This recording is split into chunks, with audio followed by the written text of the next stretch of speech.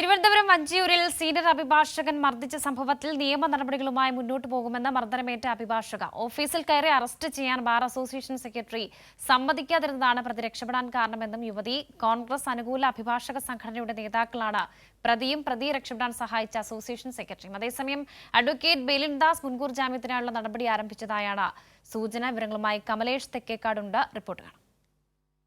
വഞ്ചിയൂരിൽ അഭിഭാഷകയ്ക്ക് മർദ്ദനമേറ്റ സംഭവത്തെ വളരെ ഗൗരവത്തോടെയാണ് സർക്കാർ കാണുന്നത്. വളരെ ക്രിയാത്മകമായ ഇടപെടൽ സർക്കാർ ഇതിൽ വരുത്തുകയും ചെയ്തു. ഇന്നിപ്പോൾ വനിതാ കമ്മീഷൻ ചെയർപേഴ്സൺ ഉൾപ്പെടെ അംഗങ്ങളെല്ലാം തന്നെ ഈ അഭിഭാഷകയായ ശ്യാമിലിയെ നേരിട്ട് കണ്ട് മൊഴി രേഖപ്പെടുത്തിയിരുന്നു. കഴിഞ്ഞ ദിവസം തന്നെ ഇതിൽ സ്വമേധയാ കേസെടുത്തിട്ടുണ്ട്. അതോടൊപ്പം നിയമമന്ത്രി പി രാജീവ് ഈ ശ്യാമിലിയെ നേരിട്ടെത്തി കണ്ട് സന്ദർശിക്കുകയും പിന്തുണ അറിയിക്കുകയും ചെയ്തിട്ടുണ്ട്. ഈ വിഷയത്തിൽ സർക്കാരിന് സാധ്യമായതെല്ലാം ചെയ്യും എന്ന ഉറപ്പാണ് മന്ത്രി നൽകിയിട്ടുള്ളത്. അതോടൊപ്പം തന്നെ ഈ കേസുമായി ബന്ധപ്പെട്ട് പോലീസും വളരെ ത്വരിതഗതിയിലുള്ള അന്വേഷണം തന്നെയാണ് നടത്തുന്നത്.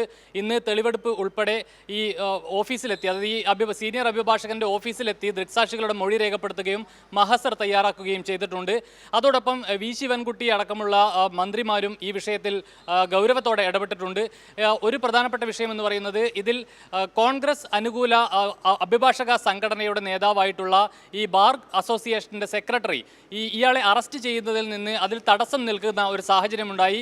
നിയമവിരുദ്ധമായാണ് ഇടപെട്ടിട്ടുള്ളത്. അത്തരത്തിൽ ആരെങ്കിലും പ്രവർത്തിച്ചിട്ടുണ്ടെങ്കിൽ അത് വളരെ മോശം കാര്യമാണെന്നും അത് ശരിയായ രീതിയല്ലെന്നും അതിനെതിരെ നടപടി ഉണ്ടാകുമെന്നും അടക്കമുള്ള കാര്യങ്ങളാണ് ഇന്ന് മന്ത്രിമാർ പ്രധാനമായും പറഞ്ഞിട്ടുള്ള ഒരു കാര്യം. ഏതായാലും ഈ വിഷയത്തിൽ നിയമപരമായി മുന്നോട്ട് പോകാൻ തന്നെയാണ് ശ്യാമിലിയുടെ തീരുമാനം.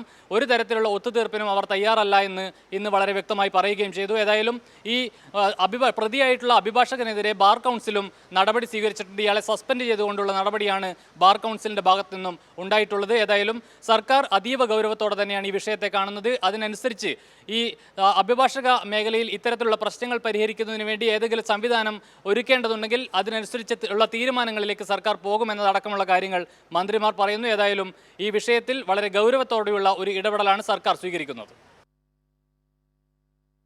വിവരങ്ങളാണ് കമലേഷ് തെക്കേക്കാട് നൽകിയത്. തിരുവനന്തപുരം വഞ്ചിയൂരിൽ അഭിഭാഷകയെ മർദ്ദിച്ച സംഭവത്തിൽ ഇടപെടലുമായി സംസ്ഥാന സർക്കാർ. പിന്തുണയുമായി നിയമമന്ത്രി പി രാജീവ് മർദ്ദനമേറ്റ ശ്യാമിലിയെ സന്ദർശിച്ചു. സ്വമേധയാ കേസെടുത്ത വനിതാ കമ്മീഷൻ നേരിട്ടെത്തി ശ്യാമിലിയിൽ നിന്ന് മൊഴിയെടുത്തു. അതേസമയം കേസിലെ പ്രതിയായ അഡ്വക്കേറ്റ് ബേലിൻദാസിനെ ബാർ കൗൺസിൽ സസ്പെൻഡ് ചെയ്തു.